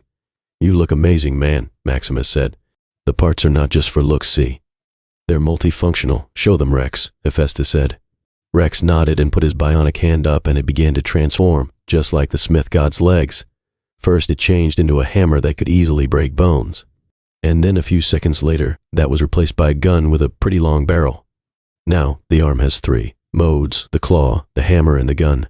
And as you have just seen, he can shift between them at will, just by thinking about it. Rex shifted the arm back to claw mode. Now the eye is like that too. First the binocular mode, Hephaestus said. Rex's new eye popped its lens out a bit, like a zoom function on a camera. Then we have night vision, the Smith God said next, and the eye's glow turned green. And finally, as an extra feature, I've synced the eye with his gun mode, so that he can aim with better precision, Hephaestus concluded. Rex changed his arm to a gun again, and this time his eye turned red. Maximus noticed a crosshair also appeared inside his lens. Everyone moved around checking Rex's new attire. Hephaestus seemed happy to see everyone admire his latest work. Rex, on the other hand, was just glad to feel complete again. Maximus was happy for him too. He couldn't think of anyone who deserved better. They all sat down to eat after that. And once they did, Rex said, "And who are you? I don't think we've met." He was looking at Mia, who had been pretty quiet for the entire demonstration. "I don't think I've seen this one before either," Hephaestus added. Before Mia could respond, Hedger said, "That's easy. She's Max's new girlfriend." Maximus and Mia were sitting on either side of Hedger, and both of them stamped him on his tail at the same time. Hedger yelped in pain. "What, you're kidding?" Rex said, shocked. Maximus felt a bit insulted that the idea of him having a girlfriend was so shocking. "He is." "My name is Mia Damocles, and I'll be joining you till Athens," Mia said. Maximus went ahead to explain all that had happened while Rex was stuck in the lab. After hearing everything, Rex said, "Well, happy to have you on board, Mia," with a smile. They enjoyed their final dinner there, and it was getting pretty noisy. Ajax and Rex were pretty drunk now, and they started to sing. It was like hearing frogs choking on themselves, but it was still fun to watch. After a while, most of them joined in as well, and by most he meant everyone except Achilles, who just watched with a smile. Once it was past midnight, everyone decided to turn in for the night. "Now, I want everyone to be on high alert. From tomorrow the soldiers are still after us, and this time they probably have their champion with them," Achilles said. "Who's Mars's champion?" Mia asked. Maximus had already told them that Ares was after them. The information had made her somewhat nervous, but she still decided to go with them. "It's a ruthless barbarian called Diomedes. He's a real piece of scum," Rex told her. Suddenly Ajax banged on the table. It shook madly, and Maximus was sure another one like that would break it. "I will not let you insult my friend like that," Ajax said angrily. The others were all confused and worried whether Ajax had got a bit too drunk. But Achilles said, "Calm down, Ajax. He's not talking about our Diomedes. This one used to be a barbarian king. They merely have the same name." Ajax listened to this and sat down again and said, "Well, why didn't you say so?" and gave them a drunken smile. Then he went back to singing some ancient war song, but the words weren't very clear. Soon after that, they all left for bed. Well, Rex had to be dragged to his room, but Ajax could still amazingly walk. But Maximus wasn't sure he might reach his room, though. After dropping off Rex along with the others, Maximus headed back to his room to sleep in that bed for the last time. A familiar darkness came to him, and he knew it was time for another meeting with the voice. "Hey, you there," he shouted. "No need to be so loud, child, I can hear you," the voice said. Maximus looked around, and there was still nothing to look at. "So what is it now?" he said.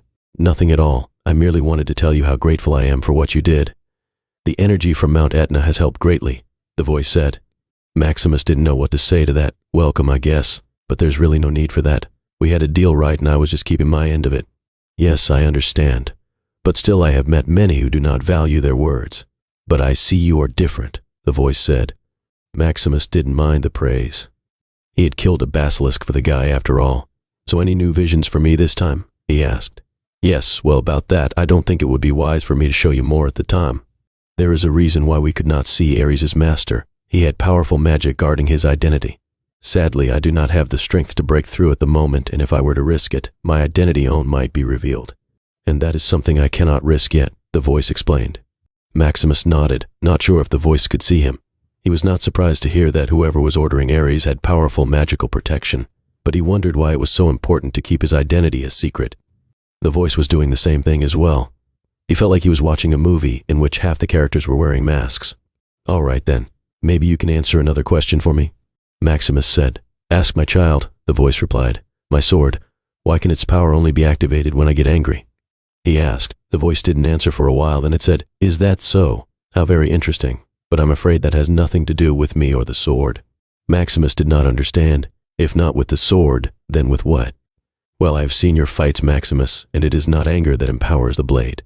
But instead it comes from when you feel someone has been wronged. But it is true you also get angry when this happens," the voice said. Well, it made sense. All the times the sword had lit up, either he or one of his friends had been in serious trouble. "So is that how the sword works?" Maximus asked. "It is not how the sword works, but how you work. Not surprising considering your lineage," the voice said. Maximus stood there with his mouth open. What did the voice mean by his lineage? He was about to ask this to the voice, but then the darkness began to dissolve and he was looking at Hedger's face. Maximus woke up startled and Hedger said, "Rise and shine, buddy, it's moving day." "What? How did you get in?" Maximus asked. He held up his quill key and said, "Wanted to see if this baby would work on the locks here. You know, just curious. But no harm done, right? Anyway, everyone's already up and waiting on the ground floor, so pack up your things and come down fast." He gave a final grin and left the room. Maximus was alone again and his thoughts went back to the dream he just had. The voice was saying that his power came from his lineage, his parents. Maximus hadn't thought about them in a long time, When he was younger, he used to dream that maybe both, or at least one of them, were still alive and would come and take him away. It was a dream most orphans shared, he guessed, but from his earliest memories in the orphanage to his training period in the army, no one had come, not even some far-off relative. By the time he joined, the actual army reality had set in. He accepted that they were most likely dead and that he was on his own against the world. But now he heard this. Sadly, he did not have time to ponder this further since Hedger was right. He was late and he hadn't even packed yet. He packed his bag quickly and took a look at the room one last time. He was going to miss this, and if he was lucky, things wouldn't be too bad in Athens either. That was, if he made it that far. Captain Sharp and her soldiers were still after them, and not to mention the champion Diomedes.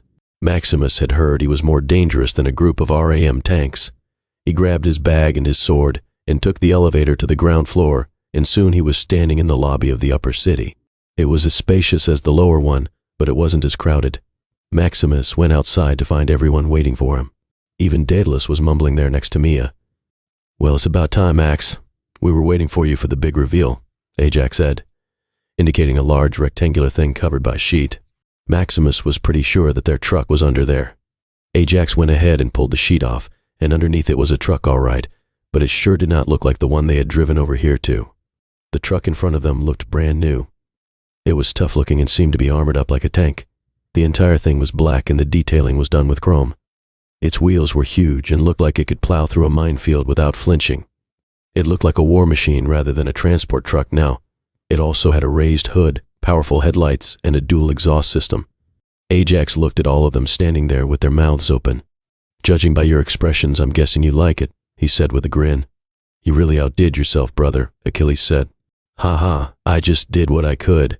Now I could just add a few extra features since I had so little time," he said, and went and opened the back door.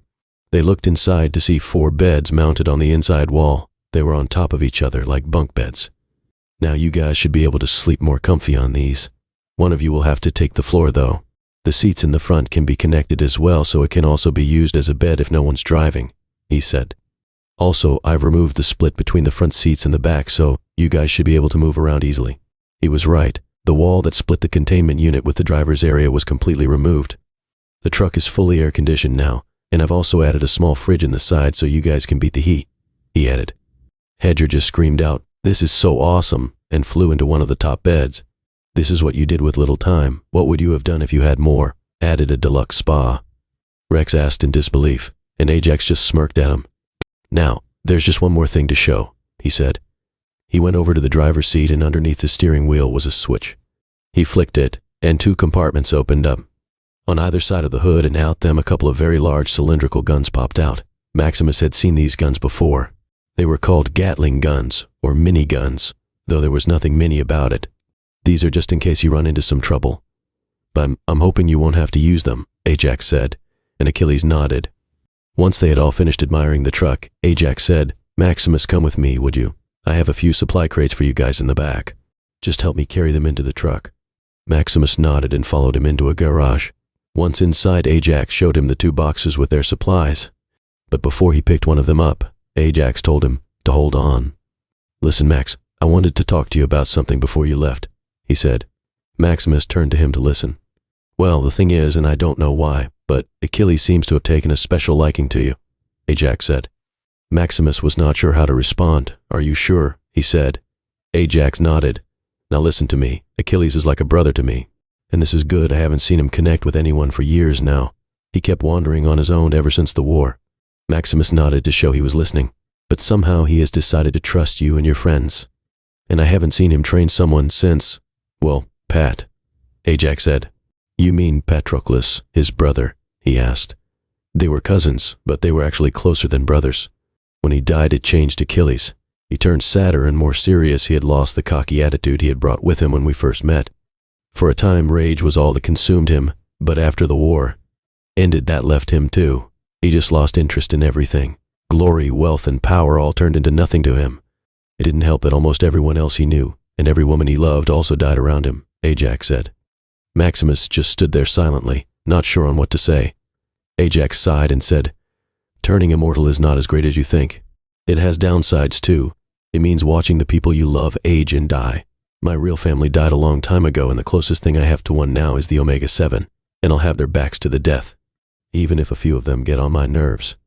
So you can understand why I'm a bit protective of Achilles. Basically, all I'm asking you to do is not to get killed, all right?" Maximus took in everything he just heard, and with a weak smile he said, "Don't worry, I don't want to get killed either." They picked up the supply crates and went to the others after that. They put them in the truck's back, and it was time to say their final goodbyes.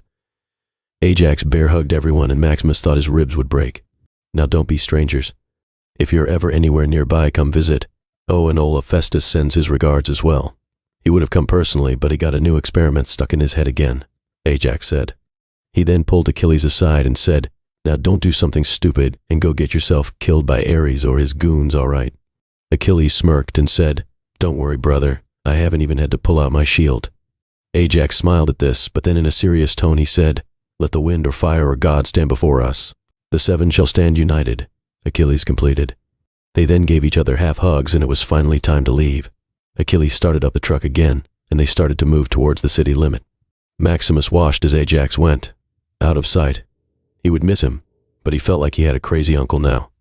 They kept on driving, and soon the castle was out of sight, and they reached the city borders.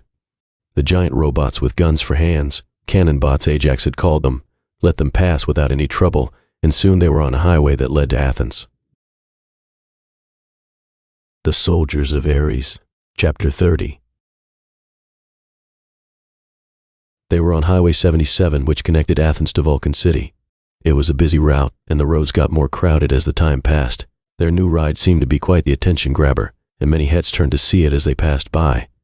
"I told that idiot not to make it so flashy," Achilles said, a little annoyed.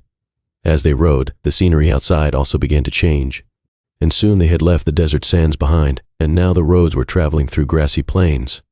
Maximus saw this as a great improvement. It was nice to be surrounded by the greenery, and the decrease in heat was truly uplifting.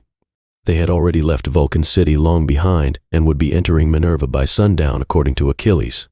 But it was still a long way from the country's border to the capital city of Athens. "So where are we?" Mia asked after a few hours of travel. "Still in Vulcan, but in another couple of hours we should reach Minerva," Achilles said. "Well, it should be a much smoother trip than the one through the desert. The highway leads us directly to Athens, right? Plus we don't have to worry about supplies, and even if we did run out of something, there are still plenty of gas stations on the road," Rex said. "Don't relax just yet. The Martian soldiers are still on our tails. They didn't do anything in Vulcan because we were with Ajax, but I'm guessing they're already in Minerva waiting with an ambush," Achilles said. "Hold on, I thought it was impossible to get into Minerva. Isn't that why Mia's with us?" Hedger asked. "I think you're a bit confused, my boy," Daedalus said. It looked like it was time for his 15 minutes of clarity again. "I had forgotten it was time for you to wake while driving," Achilles said. "No worries, old friend," Daedalus said. "Now I believe our friend Hedger here has a doubt, so let me clarify. Getting into the country of Minerva is easy. There are dozens of official roads and many unofficial paths one can take to get in. It is quite a big country after all. But getting into its capital of Athens is another story." He looked around to see if everyone understood, like a teacher taking a class. The rest of them nodded to him. He continued, "The city of Athens is perhaps the most advanced city in the world, perhaps second only to Olympus itself. But Olympus is a blend of both magic and technology. If we were to look at this from a purely scientific point of view, Athens would surely emerge on top. Along with these advancements, Athens also acts as the strategic stronghold for its army.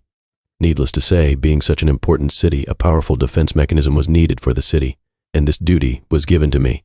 And thus I created the Aegis, a dome-like barrier that covered the entire city and is impenetrable to any form of attack.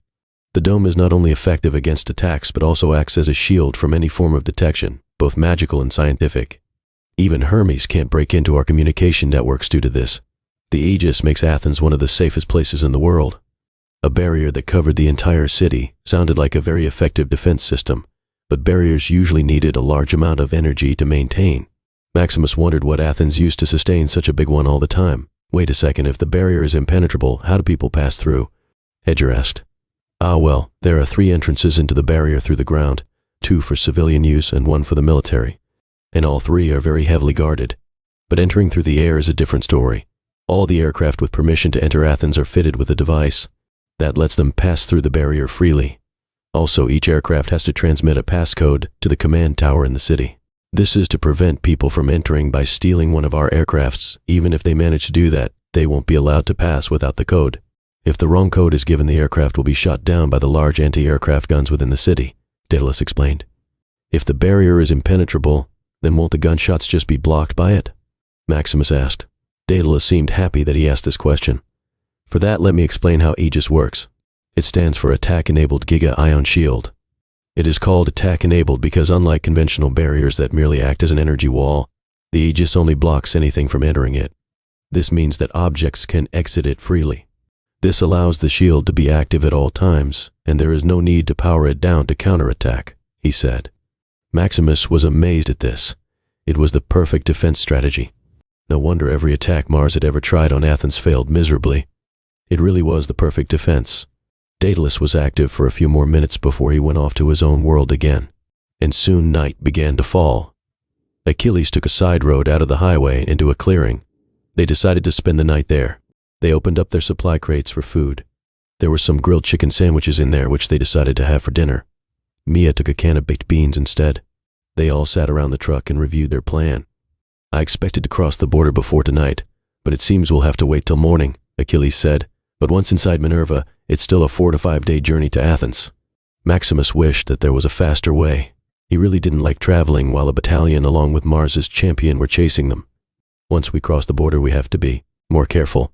I personally know they can get into Minerva without much trouble, and chances are they won't be even expecting any Martian soldiers here, since we are nowhere near the front line, Rex said.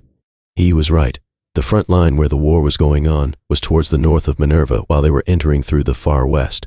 The capital city of Athens was somewhere in the center. Achilles nodded and said, Yes, and about that, what can you tell me about the champion? You mean Diomedes? Well, other than the fact that he's a scumbag, I heard he's real old school. He seems to be the type that sticks with ancient weapons, but personally I just think he's too stupid to understand technology. I heard he doesn't use cars either, and that he still rides around in a chariot.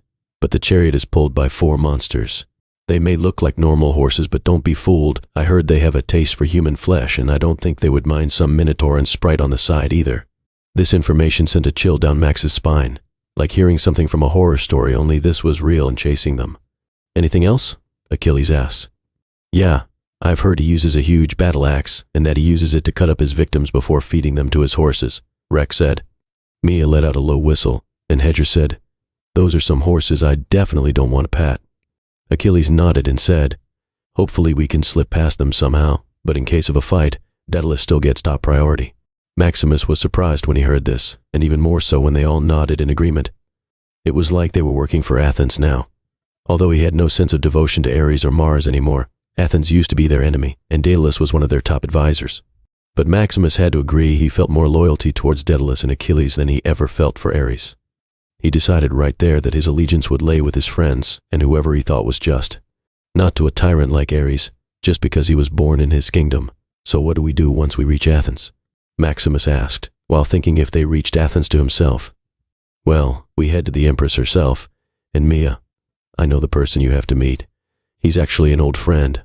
Maximus didn't know what they were talking about, but he was sure it had something to do with her mark. Achilles, I've been meaning to talk to you about that, but I don't think I can come to the castle. Achilles stared at him a bit confused. Why not? If you're worried about being from Mars, there's no need for it. I will personally guarantee your safety. Maximus thought he knew why. Unlike him, Rex had been a warrior in the front line. He had probably killed a lot of Athena's soldiers as well. His insides must be a roller coaster just going into Athens. Rex shook his head and said, It's not just that. The truth is, meeting the Empress puts me in a high risk of coming face to face with the guy who cut me in half. Everyone's eyes widened at this. Rex hadn't told anyone about how he got so badly injured, not even Maximus or Hedger. You think the soldier who did this to you might be in Athena's castle? Maximus asked. He shook his head again and said, Actually, I'm kind of sure of it. He is Athena's champion after all. Who's Athena's champion? Mia asked. Maximus knew who it was, and he had heard tales of the sheer number of Mars's soldiers he had killed. He turned to Mia and said, Theseus, the Minotaur Slayer. You fought against Theseus, Hedger said in disbelief, and you didn't think it would be something worth mentioning. Maximus couldn't believe it either. Someone like Theseus, or any champion for that matter, were not something regular soldiers tried to fight. I don't understand. I was there when you came back with those injuries. But your battalion never came back, and a lot more should have ended up dead and injured if he was involved, Maximus said. That might be because my battalion didn't face him. I went and challenged him myself, Rex said. Maximus was a bit impressed by this act, but more than that, he couldn't believe Rex was so stupid. After staring at him for a while, Hedger asked, "Why?" "Oh, come on, you know why. You know the story. You know why he's called the Minotaur Slayer." It all began with a Minotaur named Tor. He was the greatest Minotaur hero of all times and was the proud champion of an ancient king, Minos. Tor was unbeatable and the pride of Minotaurs around the world. But one day he had to face Theseus, and that was the day he died. This earned him the name Minotaur Slayer. Many Minotaurs challenged Theseus after this, and he killed them all, making his fame as the Slayer grow. Soon it became a legend, sort of like the ultimate quest among the Minotaur community to kill Theseus. But all of them failed, and it looked like Rex decided to try his luck at it as well, and failed miserably. "He took me out in a single blow, cut right through me. He probably thought I was dead, otherwise he would have finished the job," Rex said. "I have not met Theseus personally, but his reputation precedes him. It would have been suicidal to try and take him out yourself," Achilles said. Rex sighed and said, "Too bad I only figured that out after I had chunks of me removed, but you understand why I don't want to run into him again." No one knew what to say, and everyone finished their dinners silently. Finally, Achilles spoke. "Let us leave this discussion for when we reach Athens, shall we? And if you are truly that uncomfortable, you can skip meeting Athena." They decided to go to sleep after that, and Rex insisted on standing guard. Maximus lay on his bed, finally aware of what happened to his friend, and realized he couldn't blame him. He followed a dream which a lot of Minotaur warriors had. But the truth was, when you chase a dream, reality hits you back hard, which is why most people leave their dreams behind. After all, look at what happened to Rex when he tried. Maximus wondered if he was given a chance to chase a dream. Would he take it, or would he succumb to the fear of failing? Maximus woke the next morning a bit disappointed. He was hoping for a visit from the voice again, to ask it about what he meant by his lineage, but he had no luck. He did, however, sleep, like a log, and in the middle of all the madness surrounding him, that was something. It was his turn to drive today, but when he awoke, the truck was already moving, and Rex was at the wheel. "It feels so good to be back on the wheel." "I still got it," Rex said gleefully. Maximus was happy that he had got something to distract his whole Theseus episode. He knew he hated talking about his injury. Before, when he was in the army, he was one of the best warriors in the heavy weapons division. That fight had changed his life forever. From being a respected soldier, he had to turn into a lowly scavenger to make a living. Though he got brand new metallic parts now, Maximus knew that he would still prefer not to lose the originals in the first place. "Well, you were up early, Max," Mia said. Only she and Rex were awake. The rest of them were still asleep, even Achilles, which was surprising. "Don't tell me Achilles is still not up yet," he said. "Actually, he just went to sleep. He took over the watch after me," Rex said. Maximus got up and took an apple from the crate and started munching on it. "We passed the border, by the way, and now we're officially in Minerva. There was no trouble at the border either. Just a board that said, 'Welcome to Minerva, the land of innovation,'" Rex said. Maximus nodded to this. Mia was staring at the ceiling and humming a tune. Finally, she stopped and said, "Who knew a road trip could be so boring? I thought you said you were a traveler. Shouldn't you be used to all this?" Maximus asked. "Yeah, well, usually I got to worry so much about reaching somewhere without running into trouble that I got no time to be bored," she said. Maximus sighed and said, "Next time we stop somewhere, I'll be sure to buy you a ball of yarn for entertainment. You're never going to let go of the cat thing, are you?" She said, "Oh, come on, how can you not see this? Rex backed me up here. Doesn't she remind you of a cat?" He said. Rex was still too happy to be driving to care. "What? Not really. But then again, all you humans look equally ugly to me," he said. "Oh, Rex, you say the sweetest thing," Mia said sarcastically. Maximus went ahead to watch the pastures and the passing cars. But around half an hour later, Mia started whining again. "By the gods, there has to be something to do. Max, let's play a game." Maximus looked at her like she was crazy. It was like dealing with a 3-year-old, he thought to himself. "Yeah, that's not going to happen ever," he said. "All right, then let's do something else. Like maybe tell me a story," she said. "I don't know any good stories, sorry," he said, annoyed. Mia thought for a moment and said, "You know the story about the Trojan War, right? Just tell me that." "What, you don't know what happened in the Trojan War?" Maximus asked, surprised. It was probably the most famous tale in the world. How could anyone not know it? "Hey, don't talk to me like I'm stupid. I know the basic story, okay? But I never really liked history much, so a lot of the details are a bit fuzzy. But I guess it wouldn't hurt to know it now, especially since meeting a few of the living legends from it," she said. "You might as well tell her, Max. It's not like you got anything better to do," Rex said. "Besides, I don't think she's going to shut up till you do." Maximus sighed. He knew Rex had a point. So he sat down on his bed and began to tell the tale of the Trojan War. This has been a chapter from Book 1 of the new World Odyssey series, The Soldiers of Ares. Links to the books in the bio. Thanks for listening. If you enjoyed this chapter, don't forget to like, share, comment, and subscribe for more. Hit the notification bell so you never miss an upload. See you in the next chapter.